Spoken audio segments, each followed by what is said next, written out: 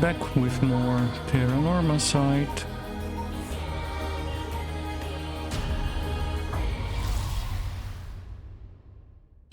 We were at the house of the woman, the fire woman, with our cowboy.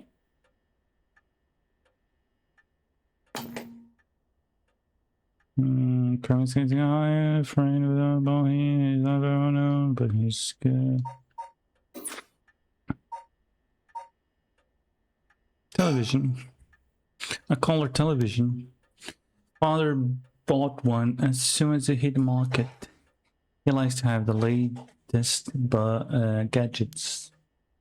Unlike the latest models, there is no remote control. We've had it for a long time. Back when it was new, we all gathered around it and marveled at it as a family. But with father and my husband being away so often, it quickly fell into disuse. Okay, television. Fax machine. A fax machine, you can send images to other places along the telephone network. I don't really know how it works. Most houses don't have one. I rarely find a use for it. Rotary phone. Telephone. This mansion has a private line. Private line. Hanging scroll. An old hanging scroll. I don't know who painted. It's been hanging here since before I was born. Oh shh. Flower arrangement. An arrangement of flowers. We bring in someone to do it. I don't even know what the flowers are called. Women, you should better know. A stereo unit with separate speakers designed for home use. My husband insisted on buying one, even though he isn't one to listen to music often. But, well, I'll be damned. Is that what I think it is? Goodness, you made me jump.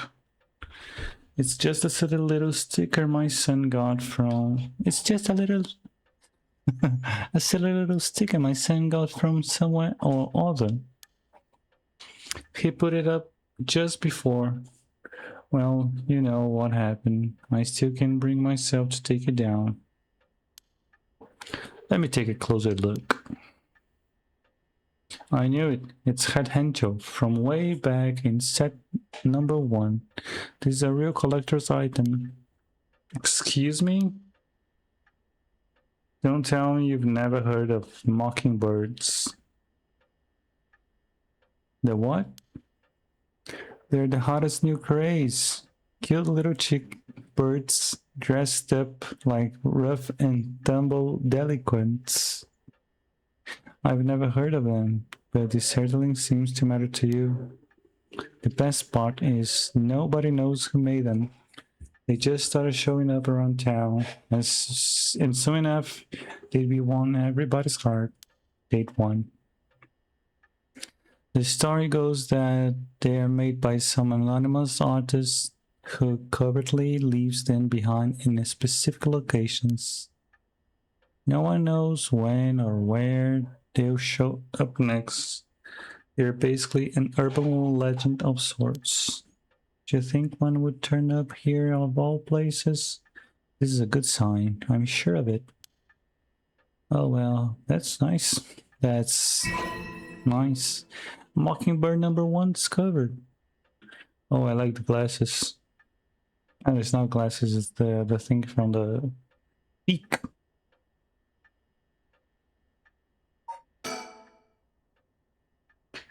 This popular bird mascot sticker seems to pop up everywhere.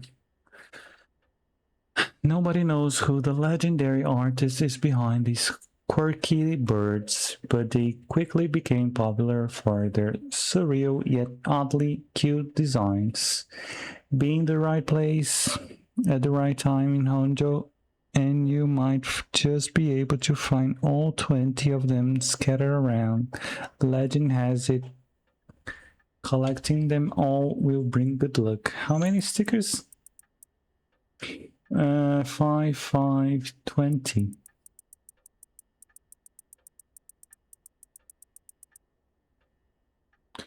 We visited the parking and I have a what I have.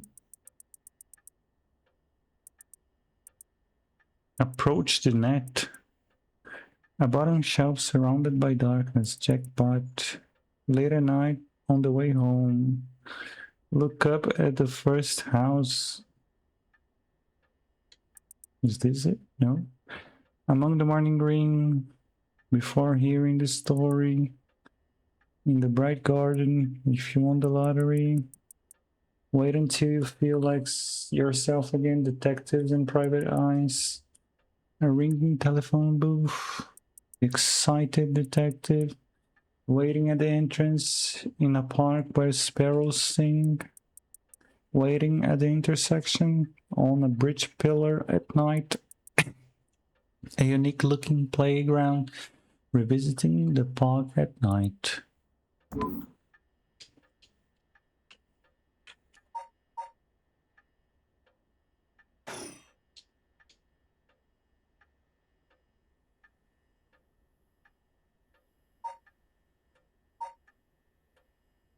Chandelier. The lights. The chandelier is the only thing in here that's my choice. It's my favorite part of the room. Looking up at the first room, is that it? I think no.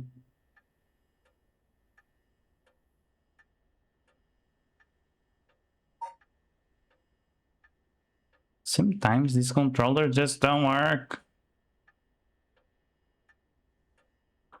I think the mouse, I don't know, the touch.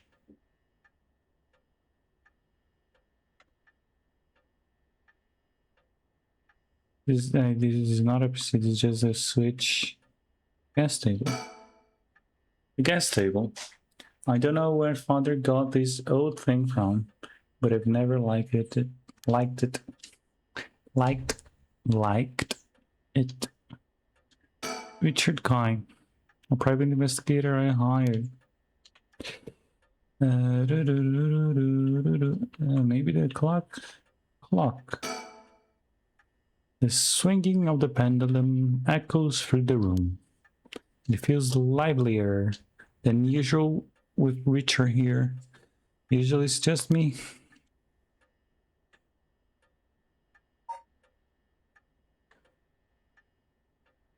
Yeah, let's think. My heart still racing. Is it? This is it, my chance, at long last.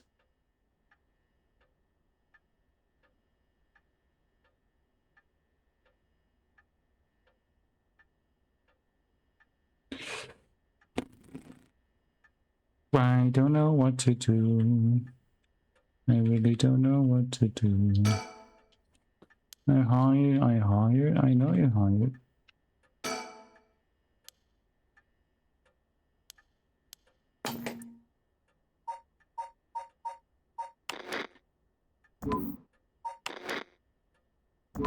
Shogoki.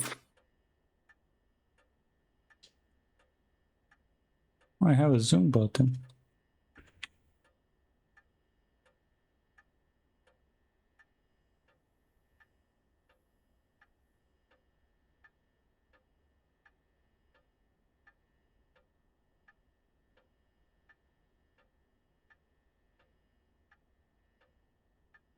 Talk. Let me bring you up to speed. You were in the middle of a chat when you suddenly started spacing out. And the whole time you were grinding to yourself like you just won the lottery. The lottery! Can't you tell me what was all about? Well, where to start? Interesting, very interesting. So the haunting clapper's curse echo appeared out of nowhere? Told you how to perform the rite of resurrection and gave you the curse you'll need to do it? Have I got that right? That's right. So it's all real, honestly. I still find it hard to believe. But I guess I have to now. I saw the cursed stone appear in my hand myself. I looked like it popped clean out of thin air. With evidence that clear, there's no denying that there's some supernatural force at work.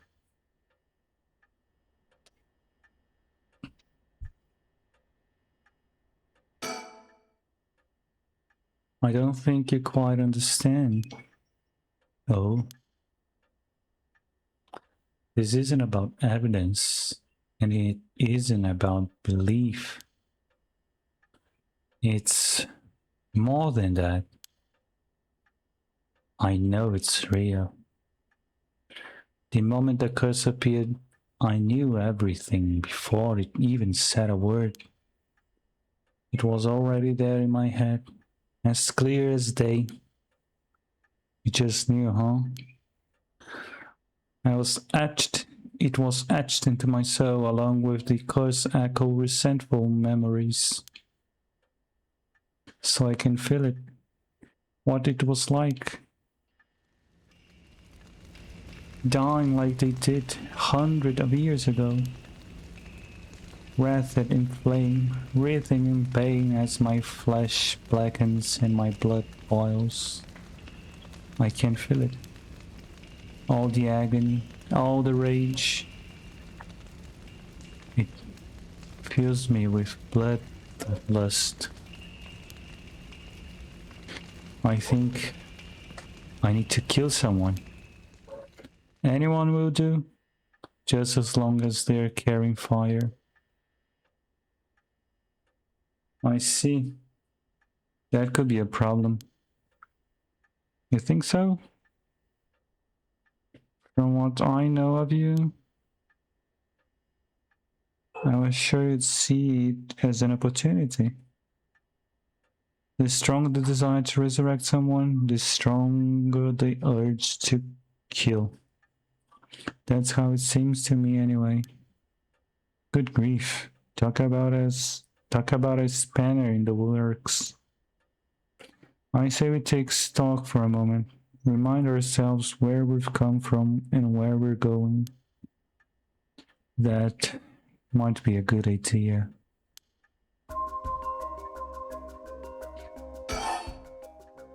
About the investigation.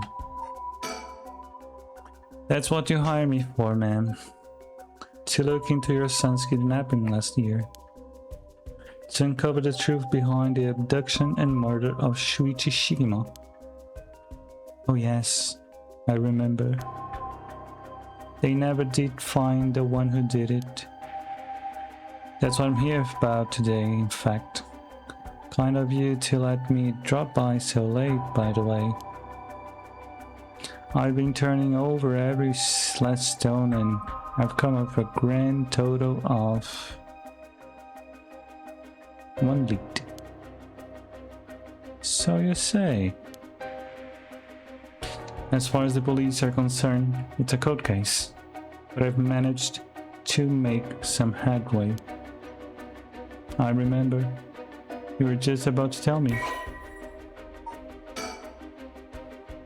The Shigema kidnapping overview, a kidnapping of murder case that took place in Honjo Sumida around 1 year ago. Haruhi Shigema's son Shuichi, age 11, was kidnapped and on his way home from school, a ransom being demanded that same evening.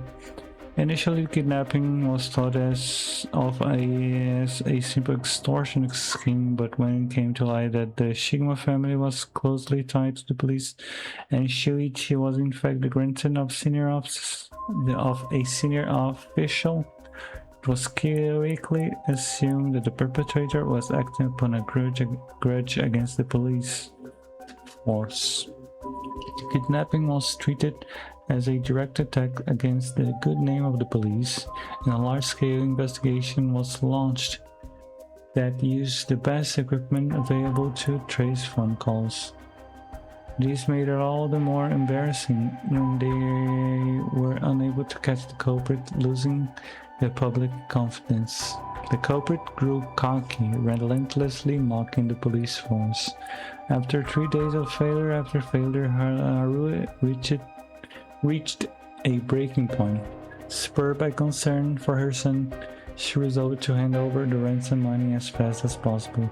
But her husband and father, who held the prestige of the police in high regards, refused, saying they would not let the criminal win by giving in to their demands. The increasingly frantic detective assigned to the case lost his temper when the criminal called to give an ultimatum, causing the culprit to never make contact again. Another week passed, and Shuichi's body was found floating in the river. Shuichi's death could be largely ascribed to the police's incompetence, but this was ultimately covered up with stringent media embargoes. The investigation was never closed, but the case was long gone cold. It's a long gone case.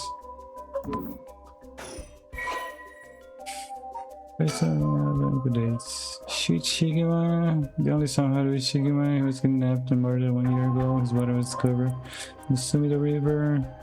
Shuichi was conscientious, brave young boy who was determined to protect his mother, Haruhi, amid his father's frequent absences. He dreamed of becoming a police official and displayed diligence and an impressive sense of responsibility from a young age, likely due to being raised in an extremely strict environment. Born in the early 70s, he spent his day immersed in various activities and studies, including playing the piano, learning the abacus, taking English lessons, and training in kendo. Shuichi's tendency to put other people's needs over his own meant he died without ever telling his classmates how much he longed for them all to go out on a hunt for mockingbird stickers.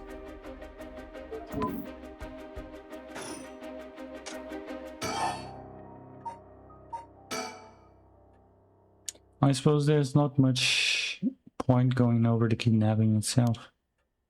No, I'm very familiar. Then I'll leave that for the files to cover and just confirm a few things about the case. The police traced the culprit's calls back to, let's see here, northern Oyoko River, shearing Suda City. That's quite a wide area. That's right. In the end, they never managed to nail down exactly where the calls were coming from, but it was almost certainly the same location that Shuichi was being held captive. Since Shuichi's voice could be heard during the killer's calls. Northern Okyo River is quite a distance from Shuichi's normal school commute. Factoring in that he was seen at school but went missing before he arrived at his house, it's likely that he was abducted by a car on his route home. Maybe, but... Exactly. Shuichi was a clever boy. He never would have gotten into a car with a stranger. That's right. I was very firm about that. I knew he understood too. I even saw him mourning the other children. It's possible that they forced him into the car. The only issue there aren't any witnesses to the kidnapping. So he went on his own? You can bundle up into a car with that many students around and not be noticed. but nobody came forward to say they saw anything suspicious. So did they target him at some other time, or somewhere away from his usual route? Both of those seems a little far-fetched. Which raises the question, how did the kidnapper pull it off? The police never managed to find an answer. In the end, they decided it was the kidnapper, that the kidnapper must just have gotten lucky. Well, why not turn the problem on its head? The right of the resurrection. The right of resurrection, huh? I read about that in an occult magazine the other day. Apparently some old book showed up recently with all the gory details. And they say that the right can be found somewhere in Honjo. I remember the first time you told me about that. I felt like my prayers had been heard. Like I had hope, real hope, for the first time. Ever since that awful day, I've wondered. Oh, the hand. Oh. What if I hadn't sent him to school? What if I just paid the ransom? Not a day goes by when I don't think that if I'd done something differently, Shuit would still be alive. You can't blame yourself, man. It was the culprit's fault, not yours. I thought I know that won't help any. Grief is funny like that. I'm guessing that's why you're after the right. Guess I didn't need to ask. It's written all over your face. I can tell how much he meant to you. But, and this is a big but, if the right is the real, oh my gosh. If the right is the real deal, using it will mean killing someone and stealing their soul.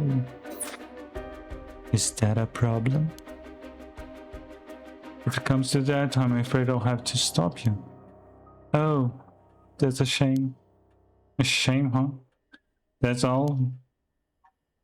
I thought, if I'm going to be competing with the other custody bearers, then your detective skills might come in useful. You realize you're talking about ending someone's life, right? Don't you see an issue with that? Oh, I want to kill someone. I think any parent in my position would happily kill for a chance like this. That's so, is it? Dear, oh dear. What have I gotten myself into? Can I ask more about kidnapping? The kidnapping managed to convince me to get into the car, but how? The only thing that makes sense to me is if they were somebody that he would have a reason to trust. A teacher perhaps, or a relative, or someone else that he knew. But all of the adults Shuichi knew had alibis. The police checked them all thoroughly.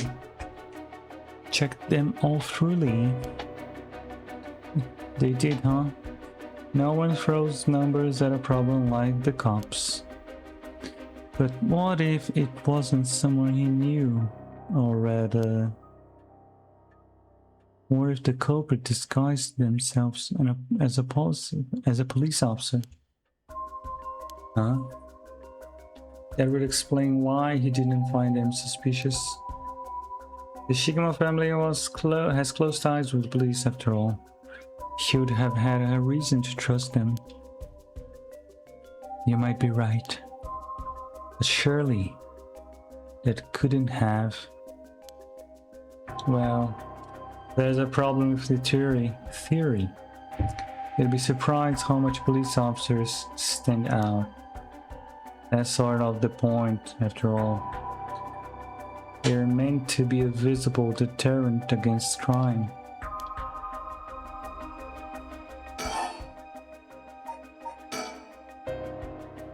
There's another interesting little bit of trivia I happen to know. When you ask people to imagine someone suspicious, they picture women and children. Nobody pictures women and children. Even kids who've been warned about stranger danger, often subconsciously expect that danger to look like an adult man. Besides, Shuichi was the sort of boy who wanted to be a police officer when he grew up. He must have had a very strong sense of right and wrong. That's right. Wait, surely you can't mean... No, you're getting it. If, say, a woman approached Shuichi asking for help, what would he have done? If someone like that said they were lost and asked him for directions, would he have gotten into a car? He might have. My husband always told him that a man had a duty to watch out for women and children. He could certainly argue that kind of attitude is outdated nowadays. You could certainly argue that this kind of attitude is outdated nowadays. But if Shuichi believe it, then we might have something here. When you think the culprit was a young woman, then you think the culprit, but it was a man's voice on the phone. She might have been an accomplice, or maybe she didn't even realize she was being used. If anything, that would explain why she hasn't come forward. She herself might not realize she had anything to do with the case.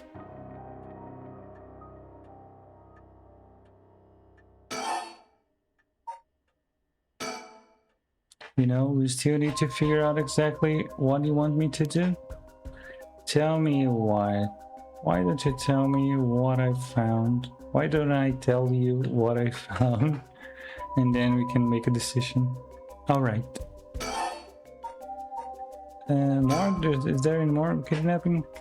So the question is, did anybody see Shuichi speaking with one young woman on the day of his disappearance? See what I said about people's biases. That goes for witnesses too. And I figure that maybe if I start asking you questions, I might get some new answers. So I spent my day asking around Shuichi's school route, seeing if anyone had seen something.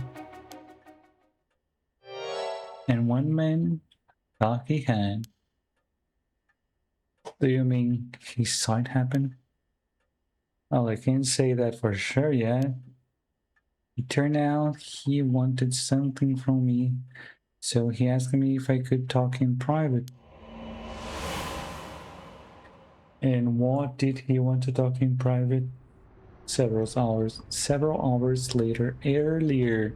Oh my god, I can't read. What was he talking about? Let's cover next time. Have a nice day, have a great week, and I'll see you right after this commercial breaks. And do something good out there.